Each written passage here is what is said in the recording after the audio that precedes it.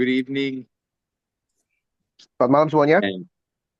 And I just consider it such a privilege and an honor to be on this Zoom platform. Satu kehormatan boleh ada di Zoom ini bersama dengan saudara. Pastor David, thank you so much for this invitation. Pak David, terima kasih untuk undangan ini. Thank you for the Riva Fellowship. You guys are amazing. Terima kasih buat Riva Fellowship, saudara luar biasa. I think I met Pastor David in 2017. I think it was when I came to Indonesia with Matt and Andy for a mission trip. Saya rasa saya ketemu Pastor David 2017 ya, ketika saya ke Indonesia untuk mission trip dengan Matt and Andy. And as I loved everything about the trip, but I think I also was so impacted by the fathering heart of Pastor David. Saya diberkati dengan perjalanan misi itu, tapi saya sangat diberkati dan terdampak dengan hati Bapa yang dimiliki oleh Pak David. And he and his wife placed such a strong mark on my heart on what it means to carry humility and a servant heart. Pak David dan Ibu sungguh-sungguh menandai hati saya mengenai bagaimana kerendahan hati dan hati seorang hamba. Yeah, so it's an honor for me to be here and just to serve you and just get behind what God is doing in Indonesia. Satu kehormatan boleh ada di tengah-tengah saudara, melayani saudara dan juga bersama-sama dalam kegerakan yang Tuhan sedang lakukan di Indonesia. This evening I was really asking Jesus, what does he really want me to tell you? Dan malam ini saya tanya sama Tuhan apa yang Tuhan mau saya sampaikan kepada saudara. There was one theme that kept crossing my heart, and that was a season to serve your nation well. Ada satu tema yang terus-menerus bergema di hati saya, yaitu sebuah musim untuk sungguh-sungguh melayani bangsamu dengan baik. That's not what I'm going to be talking about today. Walaupun bukan itu yang saya akan bicarakan malam ini. But I really felt that the Lord wanted me to tell you this, that it's a time to get behind the nation and serve the nation. Saya merasa bahwa ini waktunya bagi kita untuk mulai mendukung bangsa ini dan kemudian mulai melayani bangsa ini. You have been created to be salt and light in Indonesia. Saudara sudah diciptakan menjadi terang dan garam di Indonesia. And it's a time to be salt and light, but it's also a time to be a city on a hill. Ini waktunya untuk menjadi terang dan garam, tapi juga ini waktunya bagi kita untuk menjadi kota di atas bukit. And I believe the glory of the Lord is just going to rest on the movement for something greater. Saya percaya bahwa kemuliaan Tuhan akan turun atas kegerakan tersebut untuk sesuatu yang lebih dahsyat. Yeah, even as I said that, I just felt the presence of the Lord just come into my room, and I just feel like God's pouring something special onto this entire movement. Bahkan saat saya mengatakan hal itu, bahwa saya merasa hadirat Tuhan turun ke ruangan di mana saya ada, dan Tuhan sedang mencurahkan sesuatu dalam kegerakan ini. Yeah, it's a season to really start shifting gears, and God's going to really set some new things into place, I believe, for you. Sebuah musim di mana saudara mulai ganti persneling saudara ya, dan Tuhan sedang mempersiapkan segala sesuatu yang baru dalam kegerakan ini untuk saudara. And I think the scripture that came to me just now was, in the book of Acts, it said that they were in one place and in one accord. Saudara, dan ayat yang saya terima adalah Kisah Para Rasul, bahwa mereka berada di satu tempat dalam kesatuan hati. And I think it's such a time for this movement just to be in one place and in one accord, just with what God is doing. And when I said one place, not in location, but in one place, in one spirit, one heart. Saudara, saya rasa bahwa itu yang akan dirindukan terjadi, yaitu di satu tempat dalam kesatuan hati. Dan ketika saya katakan satu tempat, itu bukan bicara tentang lokasi, tapi dalam satu roh, satu hati. Amen. Amen. Okay.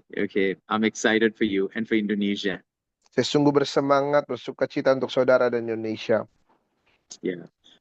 But this evening, I just felt Jesus really wanted me to talk to you on is the areas of challenges we face in life. Saudara, saya merasa bahwa Tuhan menginginkan saya membagikan kepada saudara mengenai area-area di mana kita menghadapi tantangan dalam kehidupan. And what would be a kingdom response to the challenges? Dan bagaimana respon kerajaan terhadap tantangan-tantangan tersebut. So my topic would be a lens of a divine setup. Jadi topik saya adalah lensa dari pengaturan ilahi. And so I want to start with a simple question by saying, how do we view the challenges that we face in life? Saya ingin mulai dengan pertanyaan sederhana, bagaimana kita melihat tantangan yang kita hadapi dalam kehidupan? Because let's be very honest, challenges are very real for all of us. Jadi jujur-jujuran saudara, bahwa tantangan itu sungguh nyata bagi semua kita. Just because you came to Jesus doesn't mean that you don't have a challenge. Hanya karena saudara sudah ikut Yesus bukan berarti kemudian saudara tidak hadapi tantangan. But and when we go through challenges, what happens is we begin, sometimes the challenges overtake us based on the intensity of the challenge. Saudara, ketika kita berjumpa dengan tantangan, terkadang ada beberapa tantangan yang mulai mengambil alih atau menguasai kita, ya memang bergantung dari kekuatan tantangannya. And even as Christians, we sometimes wonder, what's going on? What's happening? Dan sebagai orang Kristen, kita kadang-kadang bertanya-tanya, apa yang terjadi? Sometimes we even say, God, where are you? Bahkan mungkin kadang-kadang kita bertanya, Tuhan di mana? I just feel like your presence is a mile away. Saya merasa kok hadiratmu jauh sekali dariku. Or sometimes you even feel everything seems to be going wrong. Nothing's going right. What has happened? Saudara mulai merasa segala sesuatunya kok berjalan dengan salah, nggak sesuai dengan apa yang saya mau. Apa yang sebenarnya sedang terjadi? And is that familiar to anyone here? Saudara cukup familiar dengan hal-hal seperti itu ya, Yeah. saudara ya. It's very real for me as well. Buat saya juga hal itu demikian. And it's because we're very human, right?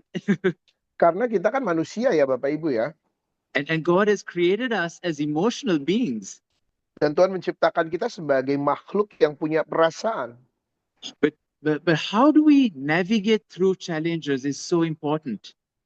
Sehingga yang penting adalah bagaimana kita bisa menavigasi diri kita, hidup kita melalui tantangan tersebut. And before I begin, I actually just want to lay out two quick scriptures so we understand the context of the challenge. Sebelum saya mulai, saya ingin memberikan kepada saudara 2 ayat sehingga kita dapat mengerti konteks daripada tantangan ini. And see, we know that in John 10:10, Jesus said, "The enemy comes to steal, kill, and destroy." Kita tahu Yesus katakan, Yohanes 10:10, musuh datang mencuri, membunuh, membinasakan. So we know that anything that has a nature of stealing, killing, or destroying, we know the source. It's the enemy.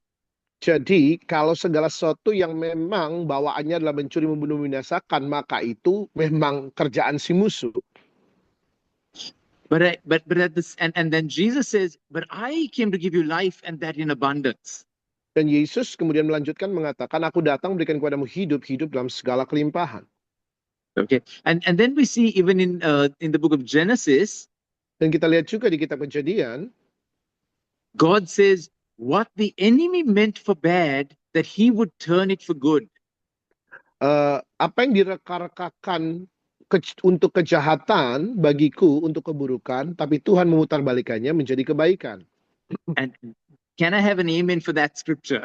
Boleh saudara katakan amin untuk ayat itu. Right, because whatever you're facing, you need to know that God is going to turn it for good.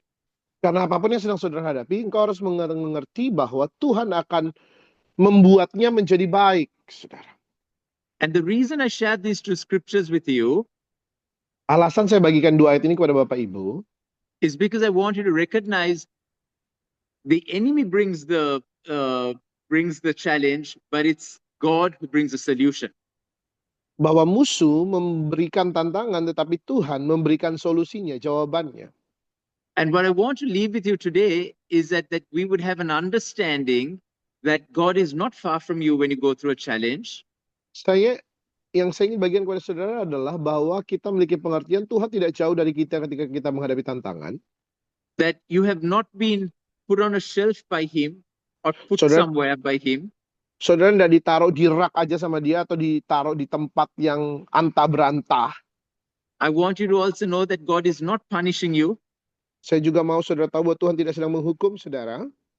But what I want you to understand is that through your challenge, you're being prepared for something important and greater.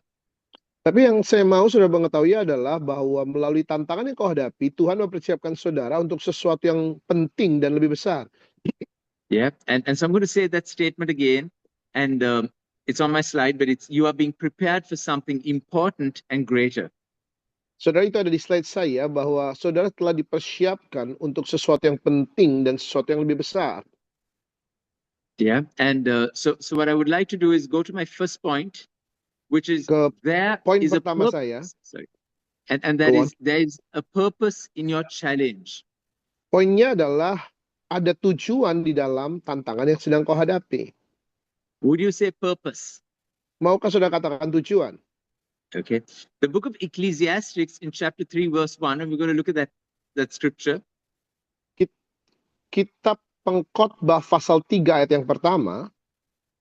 So it says, to everything there is a season, a time for every purpose under the heaven.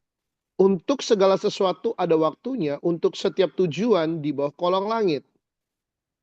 So it's saying everything that happens on earth, dikatakan bahwa segala sesuatu yang terjadi di muka bumi, there is a season. Ada waktunya. And then it also says there's a time for every purpose under heaven. Dikatakan bahwa selalu ada masa untuk segala sesuatu yang ada, tujuan yang ada di bawah kolong langit ini. So what God is showing us through this is that everything would have a starting point and an end point. Apa yang Tuhan sedang tunjukkan kepada kita bahwa segala sesuatu itu memiliki titik awal dan titik akhir. There's a manufacturing date and there's also an expiry date of your challenge. Saudara, ada tanggal produksi dan ada tanggal kadaluarsa dari tantangan yang kau hadapi. And nothing just happens for the sake of happening. Dan gak ada yang terjadi hanya sekedar demi sesuatu itu terjadi begitu saja. Because it says, under the heaven, there is a purpose for everything.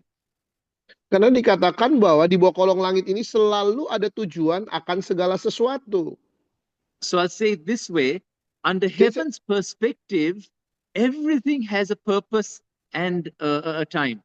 Saya mau katakan begini, di bawah perspektif sorga, segala sesuatunya memiliki tujuan dan memiliki waktu. So everything that happens under his purview or his seeing has a purpose. Jadi segala sesuatu yang terjadi di bawah pengawasan atau di bawah pandangan Tuhan itu memiliki tujuan, saudara. And if everything under heaven has a purpose, I want to tell you that even your challenge has a purpose. Jadi kalau segala sesuatu di bawah kolong langit ini punya tujuan, maka saya mau bilang begini, termasuk tantangan saudara itu punya tujuan. So this evening, if you're going through a challenge, I want you to recognize that God is doing something in it for you through it. Jadi kalau malam hari ini, saudara sedang mengalami tantangan, saya mau beritahu kepada saudara bahwa Tuhan sedang melakukan sesuatu di dalamnya bagi saudara. Which goes to my second point, that we need to shift your focus and perspective from carrying a victim viewpoint. Jadi ini poin saya yang kedua, untuk menggeser fokus saudara dan perspektif saudara dari sudut pandang seorang korban. Okay, it's about shifting our focus and perspective. Saudara, ini mengenai mengubah, menggeser fokus dan perspektif kita. Okay, let's read from John chapter 9, verses 1 to 11. Mari baca Yohanes pasal 9 ayat 1 sampai 11. Shall I read it? Yeah, please read it. I will read it in bahasa, okay? Yes, thank you. Sure. Let me look for it first. John chapter 9, verse 1 to 11. Yohanes pasal 9 ayat 1 sampai 11. Saya akan bacakan dengan cepat. I will do the quick reading. Waktu Yesus sedang lewat, ia melihat seorang buta sejak lahirnya. Murid-muridnya bertanya kepadanya, Rabi, siapakah yang berbuat dosa, orang ini sendiri atau orang tuanya, sehingga ia dilahirkan buta? Jawab Yesus, bukan dia dan bukan juga orang tuanya, tapi karena pekerjaan-pekerjaan Allah harus dinyatakan dalam dia. Kita harus mengerjakan pekerjaan dia yang mengutus aku selama masih siang, akan datang malam di mana tidak ada seorang pun dapat bekerja. Selama aku dalam dunia, akulah terang dunia. Setelah ia mengatakan semuanya itu, ia meludah ke tanah dan mengaduk ludahnya itu dengan tanah, lalu mengoleskannya pada mata orang buta tadi dan berkata kepadanya, pergilah basuhlah dirimu ke kolam Siloam. Siloam artinya yang diutus. Maka pergilah orang itu yang membasuh dirinya lalu kembali dengan mata yang sudah melek. Tapi tetangga-tangganya dan mereka yang dahulu mengenalnya sebagai pengemis berkata, bukankah dia ini yang selalu mengemis? Ada yang berkata, benar dialah ini. Ada pula yang berkata, bukan, tapi ia serupa dengan dia. Orang itu sendiri berkata, benar akulah itu. Kata mereka kepadanya, bagaimana matamu menjadi melek? Jawabnya, orang yang disebut Yesus itu mengaduk tanah, mengoleskannya pada mataku dan berkata kepadaku, pergilah ke Siloam dan basuhlah dirimu. Lalu aku pergi dan setelah itu aku dapat melihat. Yeah, so it's an amazing story, and Sebuah kisah yang luar biasa. Yeah. We often talk about the story how Jesus took spit and then put it on mud and put it on the blind man. Saudara, kita suka kutip cerita ini ya. Yesus meludah lalu kemudian menaruh adonan itu ke mata orang buta tersebut. Right, but what's interesting that I want us to focus on is verse 2 and verse 3. Tapi yang saya ingin kita fokuskan adalah ayat 2 dan ayat 3, Bapak Ibu. So and I want you to think with me. Saya mau saudara merenungkan bersama dengan saya. So here's a man who's been blind from birth. Saudara, ada seseorang yang buta sejak lahir. So in a sense, he's been going through a long challenge. Dengan kata lain, dia sudah melalui tantangan dalam periode waktu yang cukup lama. And when you go through challenges for so long, you probably could be bitter. Ketika saudara sudah melalui tantangan begitu lama, saudara bisa pahit. And it's in this place, the disciples come and ask Jesus, because of whose sin is this man blind? Dan di sini murid-murid bertanya sama Yesus, Rabi, Yesus, orang ini buta karena dosanya siapa? Did his father sin? Did his mother sin? Did he sin? Who did something wrong that he's been like this? Apakah ayahnya yang berdosa, ibunya yang berdosa, atau dia sendiri yang berdosa? Kesalahan siapa yang menyebabkan dia jadi kayak gini? And and I love Jesus's response here. Dan saya sangat suka dengan respon Yesus di sini. See, I believe sometimes, let me actually say it this way. That yes, there is a place in Scripture where it says, resist the enemy and he will flee. Saudara, ada bagian dalam firman Tuhan kita yang menyatakan bahwa lawanlah musuh maka ia akan lari daripadamu. And there is a place when the word of God says the kingdom of God has suffered violence, the violent take it by force. Dan di situ juga ada ayat yang dimana dikatakan bahwa kerajaan Allah telah di bahasa Indonesia katakan diserong dan orang menyerongnya mengambilnya dengan paksa. But in this scripture, Jesus actually tells his disciples, don't worry about who sinned and what happened. Yesus katakan dalam ayat ini bahwa nggak usah pusing tentang dosanya siapa. He said, and he gives us such a good example. He's saying, you're so worried about why this happened or who did this or what took place. And he's saying, don't go to do that. Kita terlalu khawatir tentang siapa yang penyebab ini semua, ngapainlah melakukan ini. Jangan khawatir tentang itu semua, kata Yesus. And he says, the reason this is there is so that my glory could be revealed over this man. Alasan kenapa dia begini supaya kemuliaanku nyata atas orang ini. And sometimes this happens to us in our lives where we try to over anticipate or think, why did this happen? How come? Who said what? Did something go wrong? And we have all these questions. Kadang-kadang kita terjadi dalam hidup kita ketika kita berusaha untuk mengantisipasi secara berlebihan apa yang akan terjadi dalam hidup kita. Kenapa ini, kenapa itu, apa yang harus aku lakukan supaya ini nggak berlangsung keliru. But Jesus says, hey, put all that aside. You just got to look at one thing, is that it is so that my glory and my goodness would be revealed on this man. Tapi Yesus bilang begini, semua itu pinggirin dulu, lihat kepada satu hal, yaitu bahwa supaya kemuliaan dan kebaikanku dinyatakan atas orang ini. And why is this important for you and me? Kenapa ini menjadi penting bagi Bapak, Ibu, Saudara, dan saya? Because when things go wrong sometimes, we try to overthink. And you know what happens when we overthink? Saudara, ketika segala sesuatu berlangsung keliru, kita mulai mikir berlebihan. Dan tahukah saudara apa yang terjadi ketika kita mikir berlebihan? One is fear grips us, Yang pertama, ketakutan mulai mencengkeram kita. but also we carry a victim attitude or a victim mindset. Tapi juga yang terjadi berikutnya adalah kita kemudian memiliki pola pikir atau sikap sebagai seperti seorang korban. And then you start, when I carry a victim attitude, I start blaming everyone for what's going wrong. Ketika sikap saya sebagai seorang korban, maka saya mulai nyalain semua orang tentang yang terjadi dalam sesuatu yang salah yang terjadi kepada saya. Oh, this happened to me because of my mother. Ini terjadi kepada saya karena ibu saya. Oh, this happened to me because of my boss at work. Oh, ini terjadi kepada saya karena bos di kantor. Oh, it's because someone else did this to me. Karena orang lain nih lakuin ini kepada saya. Or we come to this place where we are trying to see, okay, what did the enemy do to me? Kita sampai di satu titik di mana kita mulai berpikir, apa yang dilakukan musuh kepada saya? And sometimes we Christians can suddenly think, oh, there's so much of warfare against my life. Lalu kemudian kita orang-orang Kristen kadang-kadang mikir, wah peperangan nih, begitu besar peperangannya dalam hidup saya. But Jesus said, I want you to think something so different. Yesus bilang, aku ingin kau memikirkan sesuatu yang berbeda. He's saying, just don't worry about what the reason is. Jangan khawatir tentang penyebabnya apa. Change your focus and your perspective. Ubah fokusmu, ubah perspektifmu. My glory is going to be seen in this, and you got to see it that way. Kemuliaanku akan disaksikan melalui ini semua dan kau akan melihatnya demikian. Amen. Amin.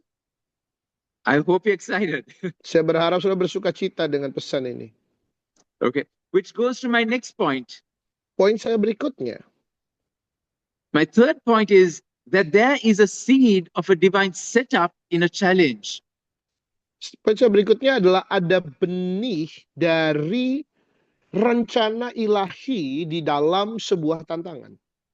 And I purposefully want to call it a seed. Dan secara sengaja saya menyebutnya sebagai benih.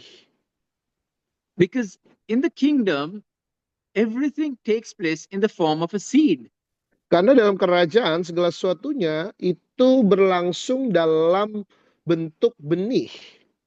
And I think the book of Romans tells us that we transformed by the renewing of our minds.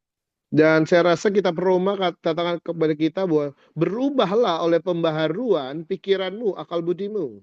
So when I'm going through a challenge, jadi ketika saya melalui sebuah tantangan, without letting the challenge overtake me, tanpa perlu membiarkan tantangan itu kemudian yang jadinya menguasai saya, if I change the way I think and see it, kalau saya mengubah cara saya berpikir dan melihatnya, I believe there's a seed of a divine setup in your challenge. Saya percaya bahwa ada benih dari rancangan ilahi di dalam tantangan yang sedang kau hadapi. Let's look at John 6 verses 1 to 7.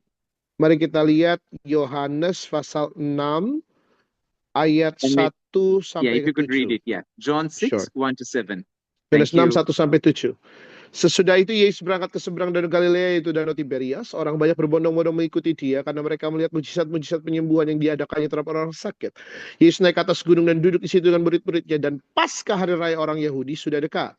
Ketika Yesus memandang sekelilingnya dan melihat bahwa orang yang banyak berbondong-bondong datang kepadanya, berkatalah ia kepada Filipus, di manakah kita membeli roti supaya mereka ini dapat makan? Hal itu dikatakannya untuk mencobai dia, sebab dia sendiri tahu apa yang hendak dilakukannya. Jawab Filipus kepadanya, roti seharga 200 dinar tidak akan cukup untuk mereka ini, sekalipun masing-masing mendapat sepotong kecil saja. Okay, we all know the story of the feeding the 5,000, Kita tahu kisah ini, kasih makan 5.000 orang, saudara. right? It's an amazing story. Sebuah kisah yang luar biasa.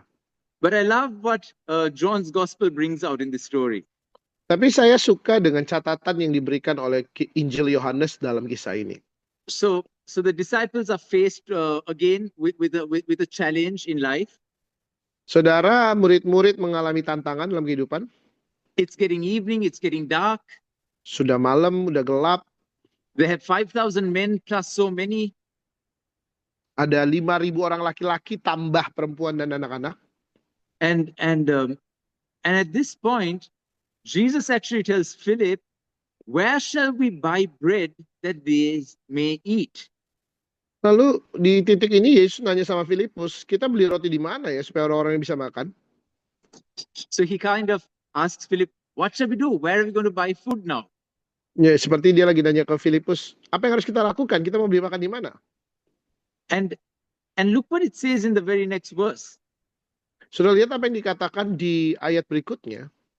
But it said, he said this to test him, for he himself knew what he would do.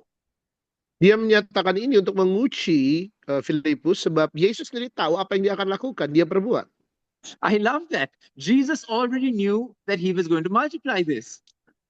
Saudara, saya suka ini bahwa Yesus sudah tahu bahwa dia akan melipat gandakan roti-roti tersebut. But he kind of allowed or permitted Philip and his disciples to go through this. Tapi sepertinya dia seperti mengizinkan Filipus dan murid-murid lainnya melalui hal ini. And can you imagine what Philip went through at that time? Bisakah saudara bayangkan apa yang dilalui Filipus pada saat itu? Suddenly he would have felt all anxiety come upon him. Dia merasa kecemasan menimpa dia. At the same time, he would have been so excited thinking, wow, Jesus has asked me to get involved in his decision-making process. Pada saat yang bersamaan mungkin dia juga bersukacita. Waduh, tuh Yesus melibatkan saya dalam proses pengambilan keputusan ini. Philip would have felt very, very important there. Filipus akan merasa sangat penting di situ. He probably is asking, okay, how are we going to, from where are we going to buy food? Lalu mungkin Filipus mulai nanya sana sini, kita akan cari makan di mana ya? But through that challenge, Jesus was setting them up for a divine promotion. Tapi melalui tantangan itu, Yesus sedang merancang supaya mereka mengalami promosi ilahi. He was setting them up for something greater. Yesus sedang merancang supaya mereka mengalami sesuatu yang lebih besar. What was a natural challenge to man, apa yang menjadi tantangan jasmani alamiah bagi manusia, it was a divine setup for something greater. tetapi itu merupakan rancangan ilahi, pengaturan ilahi untuk sesuatu yang lebih besar. Amin. And I believe this is what Jesus does with all our lives. Dan saya percaya bahwa ini yang Yesus lakukan dengan seluruh kehidupan kita. That there is a seed of a divine setup when we face challenges. Bahwa ada benih pengaturan atau rancangan ilahi ketika kita sedang menghadapi tantangan. I want you to think of a challenge that you're going through right now. Saya mau saudara merenungkan tantangan yang sedang kau alami sekarang, lalui sekarang. And how would you change the way you view your challenge if you knew that there was a seed of a divine setup in the middle of this challenge? Bagaimana saudara dapat mengubah cara pandang saudara terhadap tantangan saat saudara mengetahui bahwa ada rancangan ilahi, benih di dalam setiap tantangan yang sedang kau hadapi. Because it is for his glory to be revealed, and his glory will be revealed through your challenge. Karena ini dimaksudkan supaya kemuliaannya dinyatakan, dan ya kemuliaannya pasti dinyatakan melalui tantangan yang sedang kau hadapi. Amen? Amin. See, when I began to realize this, everything started shifting when I go through and I face difficult trials.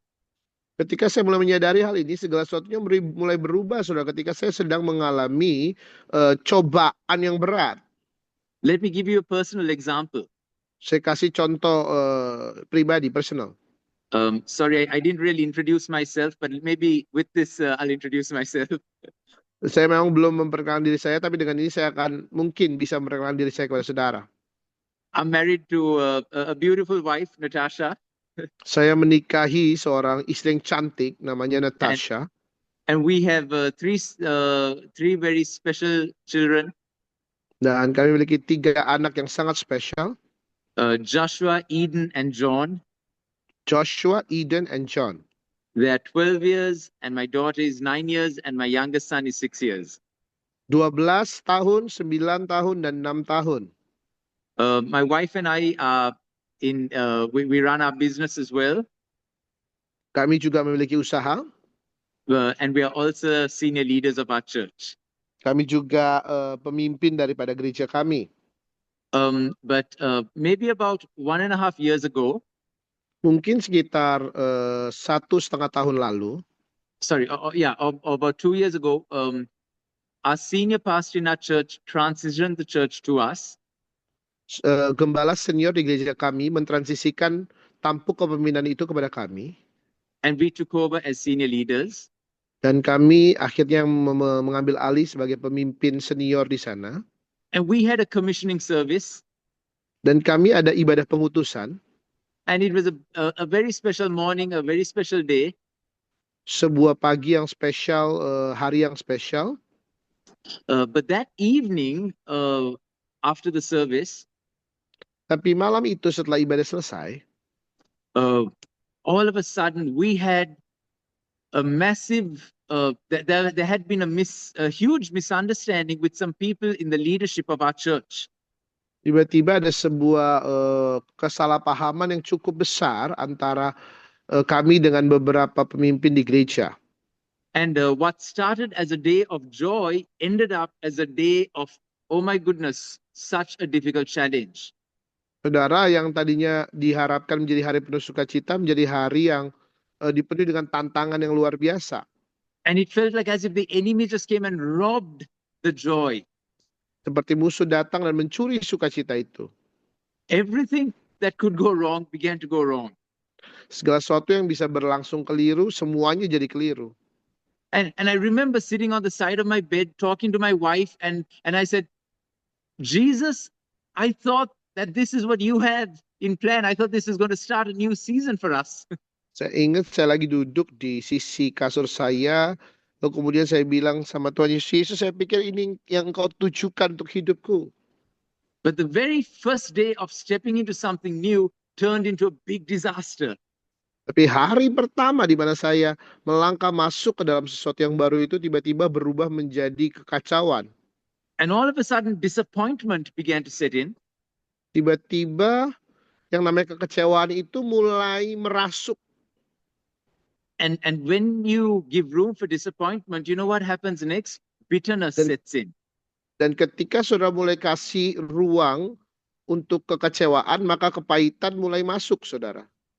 And when bitterness sets in, resentment sets in. Dan ketika kepahitan mulai masuk, maka rasa penolakan itu juga turut masuk. And all of a sudden, I just found myself slipping in right down emotionally. Dan kemudian saya merasa diri saya mulai tenggelam secara emosional dalam perasaan saya. And all of a sudden, my wife and I started praying together. Tiba-tiba saya dan istri mulai berdoa bersama-sama. And Jesus began to shift my heart and the way I saw things. Dan Yesus mulai mengubah cara hati saya dan cara saya berpikir. And he started telling me, he said, this is why I have called you. Dan dia mulai beritahu kepada saya bahwa untuk inilah aku memanggilmu. He says, you are called to carry the kingdom into everyday life. Dipanggil untuk membawa kerajaan ini ke dalam kehidupan sehari-hari. And he said, that's the mantle and the call that I've placed upon you. Itu adalah jubah dan panggilan yang aku taruh atasmu. And the more he began to talk to me about this, dan lebih lagi Tuhan mulai ngomong ini kepada saya, something began to shift deep in my very core. Sesuatu mulai bergeser di dalam, seperti di dalam batin saya. And all of a sudden, from being down and low and sad and upset, saudara, dari yang tadinya saya merasa begitu patah semangat, saya kesel, mulai berubah. I began to realize I've been created for this. Saya mulai menyadari bahwa saya diciptakan untuk ini. And I began to see this problem as at hand as such a privilege to walk in and release the kingdom. Saya melihat bahwa ini adalah sebuah kehormatan untuk dapat melangkah masuk ke dalam kerajaan. And I told my wife, this is what we've been born for. Saya bilang sama istri saya, untuk inilah kita dilahirkan. When the chaos and the challenges of the world come, ketika chaos, kekacauan, tantangan di dunia ini mulai datang, we have the call to carry the kingdom and the Prince of Peace into everything we step into. Kita memiliki panggilan untuk membawa kerajaan dan Raja Damai itu ke setiap area di mana kita melangkah. And it excited us because we knew that there's a seed of a divine setup in the challenge. Dan ini sangat menggairahkan buat kami karena kami tahu bahwa ada benih ilahi dalam setiap tantangan. That God was setting us up for something greater to see his kingdom manifest on earth. Bahwa Tuhan sedang mengatur sedemikian rupa supaya kami melihat sesuatu yang lebih besar sehingga kerajaannya dimanifestasikan di muka bumi. And as soon as we saw it as a promise and not as a problem, saat kami memandang apa yang sedang terjadi sebagai janji Tuhan dan bukan sebagai masalah, we were able to step in and everything shifted. Kami dapat mulai melangkah masuk dan segala sesuatunya seperti bergeser, berubah. And the problem that was once a problem actually has now become our greatest strength. Dan apa yang tadinya sebenarnya jadi masalah sekarang menjadi kekuatan kami yang penuh. And I want to encourage you, no matter what you're going through, dan saya mau menyemangati Bapak Ibu Saudara, apapun yang sedang kau alami, remember what the enemy meant for bad, God will turn for good. Ingat bahwa apapun yang direka-rekakan musuh untuk mendatangkan yang buruk, yang jahat, Tuhan pasti mengubahnya jadi kebaikan. But how you navigate through the challenge is so important. Tapi bagaimana kita menavigasi diri kita melalui tantangan ini menjadi sangat penting. Because there's a seed of a divine setup that will bring you to your promotion. Karena ada benih dari rancangan pengaturan ilahi ini, saudara, yang akan membawa saudara kepada promosimu. I hope this encourages you. Saya berharap ini dapat menyemangati saudara. And my fourth point to you is this. Dan poin saya yang keempat kepada saudara adalah ini. Is pray less for your challenge, but more for the promise.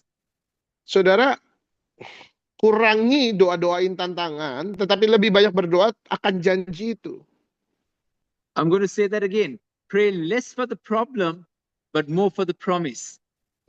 Kurangi doa-doa saudara untuk nengking-nengking tantangan, tapi lebih banyak berdoa mengenai janji Tuhan, saudara. See, that is so important on the journey. Sangat penting dalam perjalanan saudara.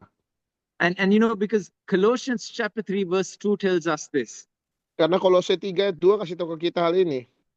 It says, set your mind on what's above and not beneath. Dikatakan bahwa taruhlah pikiranmu kepada perkara-perkara yang di atas dan bukan kepada perkara-perkara yang di bawah. See, when you and I pray, we're called to pray not from problem to solution, but from solution to problem. Kita dipanggil untuk berdoa bukan dari masalah mengharap solusi, tapi dari solusi memperkatakan pada masalah. Because the word of God says we're seated with him in the heavenly realms. Karena firman Tuhan katakan kepada kita bahwa kita telah didudukkan bersama-sama dengan dia di tempat di sorga. And we're called to pray from heaven's perspective to earth's problems. Dan kita dipanggil untuk berdoa dari perspektif sorga menuju kepada masalah yang ada di bumi. And that is what we need to do. Dan saudara, ini adalah yang harus kita lakukan. We're always trying to see what did the enemy do, or what happened here, or whose sin was it, and what happened here, and all of that. Kita pengen tahunya ini setan lagi ngapain di sini ya. Kita pengen tahunya saudara, aduh salah siapa ini? Salahnya siapa ya ini ya? And like the disciples, they said, Jesus, whose sin is this? Is it the father's sin, the mother's sin? Is it a generational curse? What has gone wrong here? Sebagaimana murid-murid bilang sama Tuhan Yesus, Yesus ini salah siapa nih? Kutuk keturunan kah? Salahnya siapa? Bapaknya kah? Ibunya kah? And Jesus says, it's for my glory to be revealed. Yesus katakan ini adalah untuk kemuliaanku dinyatakan. And so I want us to shift to pray more for the promise because the promise is Him. Amen. Saudara, saya mau kita berdoa lebih lagi akan janjinya sebab janji itu adalah Dia. Amin. We don't pray from fear, we pray from promise. Kita tidak berdoa atas dasar ketakutan, tapi kita berdoa dari dalam janji Tuhan. Amin. Amen. And the final point that I want to keep you is Dan that poin yang terakhir yang saya ingin kasih ke saudara adalah is to remember that your place of challenge is your place of personal growth and learning for the promotion that's to come. Saudara, bahwa poin-poin terakhir adalah bahwa tantangan yang sedang saudara hadapi itu adalah ruang untuk saudara bertumbuh dan belajar untuk promosi yang akan datang. See, I truly want to encourage you, when you go through a challenge, try and see and understand what can I learn from it. Saudara, saya ingin mendorong saudara ketika saudara sedang mengalami tantangan, berusaha untuk lihat saya bisa belajar apa sih dari tantangan ini. Because it's in a challenge that you will feel stretched. Karena di dalam tantangan itu saudara akan diregangkan. You sometimes feel like someone took sandpaper and started rubbing it on you. Saudara seperti kayak lagi diamplas, saudara. But it's a place of growing and growth. Tetapi itu adalah ruang atau tempat di mana saudara bertumbuh. See, remember the worm turns into the butterfly, and at one point there is a pressure, and through the pressure he breaks out of the cocoon and comes out into something beautiful. Saudara, kita ingat ya peristiwa ulat menjadi kupu-kupu. Di satu titik ulat itu mengalami tekanan yang luar biasa. Tapi dari dalam tekanan itu dia mendesak, mendorong keluar dari kepompong dan kemudian menjadi kupu-kupu yang indah dan bisa terbang. Why is this important for us to understand? Kenapa ini penting bagi kita untuk kita pahami, Bapak Ibu? Because when we go through challenges, karena ketika kita melewati tantangan, it's easy to blame someone. Gampang banget nyalahin orang lain, saudara. It's easy to get bitter. Gampang banget buat kita jadi pahit. We will always have a reason as to why you're bitter. Saudara, kita selalu punya alasan buat pahit, saudara. But the Bible tells us you got to look inwards.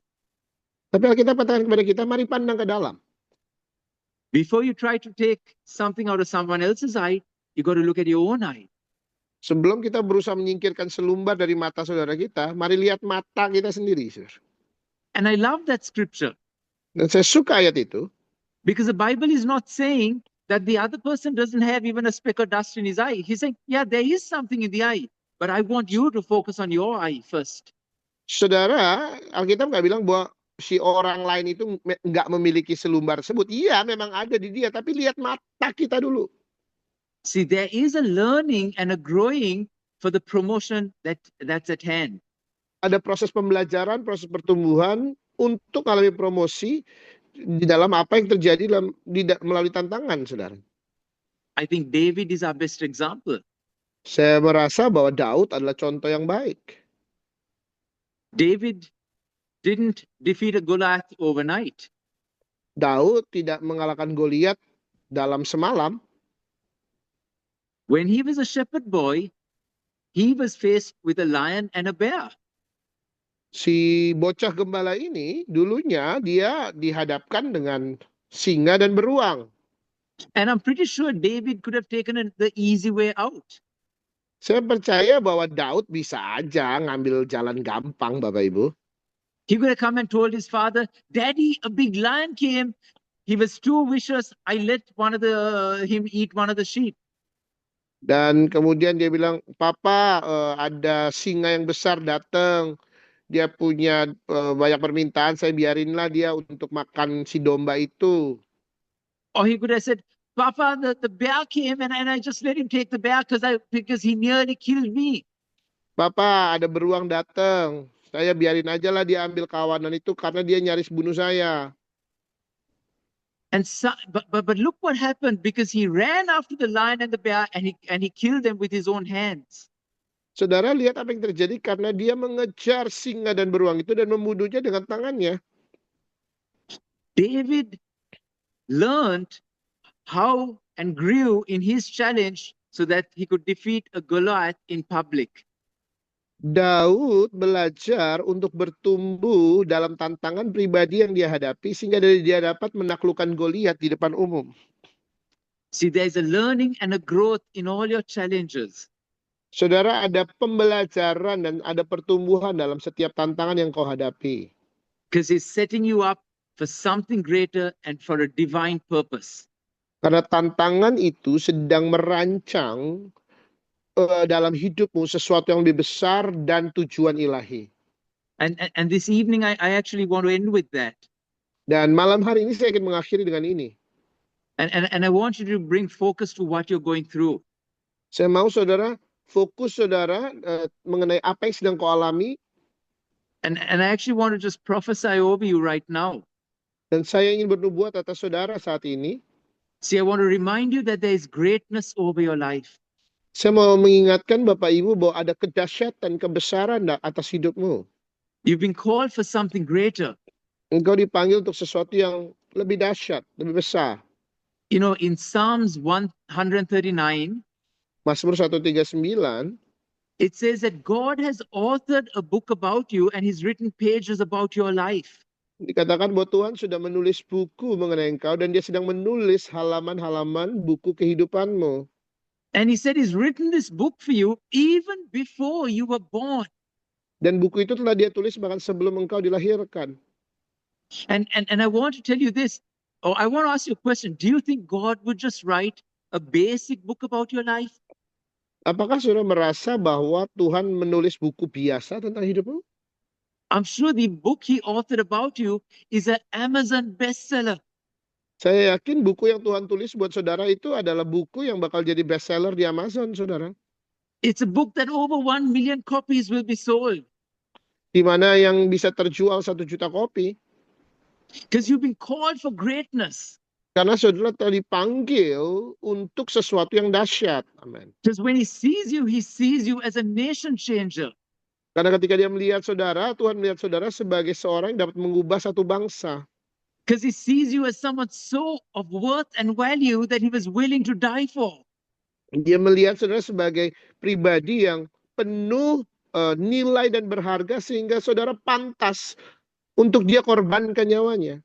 And in Deuteronomy 28, he said that you will be the head and not the tail. Ulangan 28 dia katakan bahwa saudara akan jadi kepala dan bukan ekor. That you've been called to be the first and not the last. Saudara dipanggil menjadi yang pertama bukan yang terakhir. Amin. That you would be blessed when you go into the city. You'll be blessed when you go out. Saudara diberkati saat masuk sebuah kota, saudara diberkati saat keluar. And that's the value and your potential.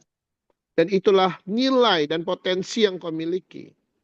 Because you've been created for greatness. Saudara diciptakan untuk sesuatu yang besar.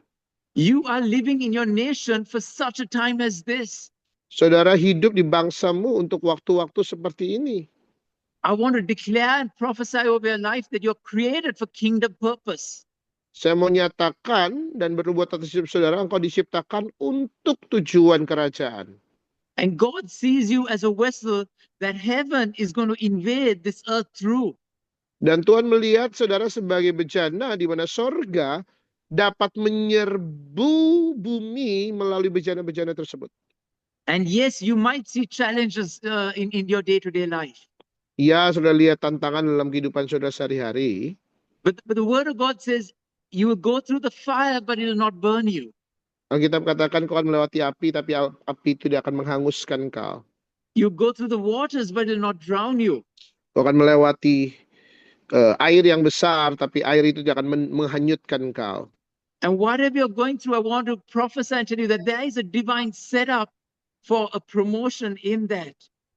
Dan apapun yang sedang kau alami, saya bernubuat atas saudara bahwa ada rancangan ilahi dari segala sesuatu yang sedang berlangsung.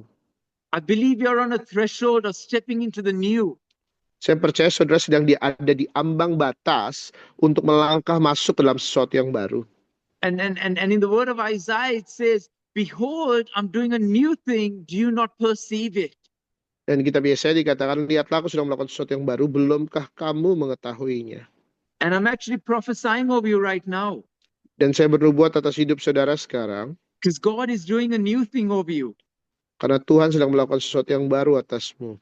And he says, "Do you not perceive it?" Dan dia menyatakan, belumkah kamu mengetahuinya? And the reason he says, "Do you not perceive it?" is that sometimes you might even question and say, "God, this doesn't look like a new thing." Nah, ada alasan kenapa kita belum mengetahuinya, karena kadang-kadang kita ngomong gini, Tuhan kok nggak kelihatan kayak baru ya? But he wants you to see with the eyes of the Spirit that there's a new thing taking place. Tapi saya yakin Tuhan mau sudah melihat dengan mata roh bahwa ada sesuatu yang baru yang sedang terjadi. And you're going to see the glory of God invade your life and shift things for you. Dan engkau akan melihat kemuliaan Tuhan menyerbu hidupmu dan mengubah segala sesuatunya bagimu. And I'm excited for you. Dan saya sangat bersuka cita untuk saudara. Yeah, I just believe that there's someone here and you're even going through a very anxious situation. You're going through a lot of anxiety. Saudara, saya merasa bahwa ada saudara di sini engkau melalui kecemasan yang luar biasa. You're anxious about your future. Engkau cemas akan masa depanmu. You're anxious about what's to come. Engkau cemas akan apa yang akan datang. And I really sense the Lord just telling me that, Jeremiah 29:11, that says, His plans for you are good and not of harm, to give you a hope and a future. Yeremia 29 ayat 11, saya merasa bahwa itu yang Tuhan katakan buat saudara yang mengalami kecemasan itu, bahwa rancangan Tuhan buat saudara itu baik, bukan kecelakaan, dan memberikan kepada saudara hari depan yang penuh pengharapan. And I also just see in the Spirit that there's someone here, you need a breakthrough in your life. Saya melihat dalam roh bahwa ada seorang di sini kau memerlukan terobosan dalam hidupmu. Your life so far has been where you felt that there has been a closed door. Hidupmu sejauh ini engkau merasa bahwa ada pintu yang tertutup. And sometimes you have little bits of the door opening, but you haven't seen the flood of heaven coming out into your life. Kadang-kadang engkau seperti melihat celah pintu itu sudah terbuka dikit, tapi engkau seperti belum melihat sorga terbuka atas hidup saudara. And whatever you do, you sometimes feel it's such a struggle in life for you. Dan apa yang saudara lakukan adalah saudara merasa bahwa ini seperti pergumulan hidup buat saudara. You got to fight, you got to toil, and it's only then do you begin to see a little bit of a breakthrough. Saudara harus bergumul, harus bertarung, saudara ya, dan baru kemudian saudara merasa engkau dapat melihat terobosan itu sedikit. And I just sense that you are tired and you're emotionally tired as well. Dan saya merasa bahwa saudara udah lelah, bahkan secara emosi saudara juga sudah lelah. But I believe a season of breakthrough is coming. Tapi saya percaya bahwa ada musim terobosan yang akan datang. And I want to prophesy over you and even over everyone here, because I believe there's a shift of season. Dan saya ingin berbuat atas saudara dan atas setiap saudara yang ada di tempat ini, karena saya percaya bahwa ada sebuah pergeseran musim. And I can honestly tell you, I'm beginning to smell, it's like I'm smelling like the rain is about to come for you. Dan saya seperti mencium bau hujan, seperti hujan itu akan tercurah atas saudara. And I'm just saying that the rain is about to come. Dan saya mau katakan bahwa hujan itu akan tercurah. And if you are just needing this place where the rain of heaven is to pour in, I just want you to know to receive this word, because the rain of God is going to start pouring in over your life. Kalau saudara memang sedang membutuhkan hujan Tuhan tercurah atas hidup saudara, terima saja saudara, buka hatimu, terima. Karena saya merasa bahwa ada hujan dari Tuhan yang akan Tuhan curahkan. I'm just seeing a picture where there is where there's dry soil and it's like barren land. Saya melihat sebuah gambaran seperti tanah yang kering dan kemudian tandus. And I'm seeing the soil just completely dry and cracked. Saya melihat tanah itu seperti pecah-pecah. But I want to tell you the rain is coming. Tapi saya mau katakan begini, hujan itu segera datang. And I'm just seeing the rain of heaven and the Spirit and the river of God beginning to flow into your life like never before. Saya melihat bahwa hujan dari sorga, sungai Tuhan itu mulai mengalir lebih daripada sebelumnya. And can I just encourage you just to close your eyes even at this moment? Bolehkah saya minta saudara menutup mata di momen ini? Yeah, thank you, Holy Spirit, for the river of God that's just flowing right now. Terima kasih Roh Kudus untuk sungaimu yang mengalir saat ini. I just sense the river of God begin to crash into those areas of your life. Saya merasa sungai Tuhan mulai masuk, mengalir, menerobos di area-area kehidupan saudara. I'm seeing dried up waterways and clogged up waterways breaking open suddenly. Saya melihat ada jalur-jalur air yang tadinya kosong, kering, jalur-jalur yang tadinya mampet, tersumbat, tiba-tiba sekarang dialiri oleh air yang besar. And I thank you, Holy Spirit, for that spirit of breakthrough that you're bringing right now. Bersyukur Roh Kudus untuk roh terobosan yang kau sedang bawa So, sekarang. Holy Spirit, would you just come and increase right now? Roh Kudus datang dan tambah-tambahkan. Yeah, I just release that spirit of breakthrough right now over every person's life. Melepaskan roh terobosan atas kehidupan umat Tuhan sekarang. I declare financial freedom. Menyatakan kemerdekaan finansial. I just declare promotions right now. Menyatakan promosi terjadi. Someone is needing a breakthrough in their finances. There's a place where your finances has been stuck because of something, and God's releasing it and breaking it open. Saudara, saya merasa bahwa ada seorang yang memerlukan terobosan di bidang keuangan, di bidang finansial. Finansial saudara seperti terhenti oleh karena sesuatu, tapi saya merasa Tuhan sedang membukanya. Amen. There's also financial breakthroughs coming, I believe. Terobosan finansial terjadi, saya percaya. And I also believe that God is going to release wisdom for marketplace over this group. Saya juga merasa bahwa Tuhan akan melepaskan hikmat untuk marketplace di antara saudara yang hadir malam hari ini. And so Holy Spirit, I thank you for supernatural wisdom that you're releasing. Jadi Roh Kudus, aku bersyukur untuk hikmat supernatural yang sedang kau lepaskan. And I believe that God is going to give some of you even fresh ideas and thinking even for new business. Saya merasa bahwa Tuhan akan memberikan kepada saudara gagasan yang baru dan akan bisnis bahkan untuk saudara malam hari ini. Yeah, and I truly believe that there is wisdom being released, but you're also going to be there are people who are going to be used for problem solving and strategic thinking. Saya percaya ada hikmat-hikmat yang Tuhan sedang lepaskan dan Tuhan sedang mengangkat orang-orang untuk memecahkan masalah, untuk melakukan pemikiran-pemikiran, memberikan pemikiran-pemikiran yang strategis. And you're going to carry heaven's plans for earthly problems. Dan kau akan membawa rencana sorga untuk masalah-masalah yang sedang terjadi di bumi. There's a blueprint that God is releasing right now over you. Ada cetak biru, rancangan utama yang Tuhan sedang lepaskan atasmu. And the blueprint, I believe, is on many levels. Dan cetak biru ini memiliki beberapa tingkatan. Pastor David, I just feel that there is a blueprint being released for Indonesia. Pak David, saya merasa bahwa ada blueprint cetak biru yang Tuhan lepaskan atas Indonesia. And that's on one level. Dan itu ada di satu tingkatan. But I also believe that there are very individual blueprints that God is showing you for your own life, for your kingdom purpose. Tapi ada juga cetak biru yang khusus Tuhan berikan untuk hidupmu, untuk tujuan kerajaan. And Jesus, I just even release dreams and visions over people right now. Dan Yesus melepaskan mimpi dan penglihatan atas umatmu malam ini. I activate you in the areas of dreams and visions in greater ways. Mengaktifasi saudara dalam area-area mimpi dan penglihatan. And I want to encourage you to be very aware of the dreams that God's going to give you. Dan saya mau saudara cukup mawas terhadap mimpi yang Tuhan akan berikan kepada saudara. Many of you are going to start having dreams. Banyak dari saudara akan mulai ngalami mimpi. But start writing them down, because you might not think it's a God dream, but I want to tell you they are God dreams. Dan mulai tuliskan, mungkin saudara pikir bahwa ini bukan mimpi yang berasal dari Tuhan, tapi sungguh itu mimpi yang berasal dari Tuhan. Yeah, and do you mind just keeping your hands on your forehead, please, just on your head? Bolehkah taruh tangan saudara di kepala atau di dahi saudara? Holy Spirit, I ask you for an activation of dreams and visions in a greater way. Roh Kudus, aku minta kepadamu untuk mengaktifasi mimpi dan penglihatan dengan cara yang lebih And I, dahsyat lagi. and I ask you to minister to them while they sleep through the night. Aku minta engkau melayani mereka bahkan ketika mereka tidur di malam hari. And Holy Spirit, if there's anyone who has night tremors and trauma in the night and a lack of sleep, I break that off you right now in Jesus' name.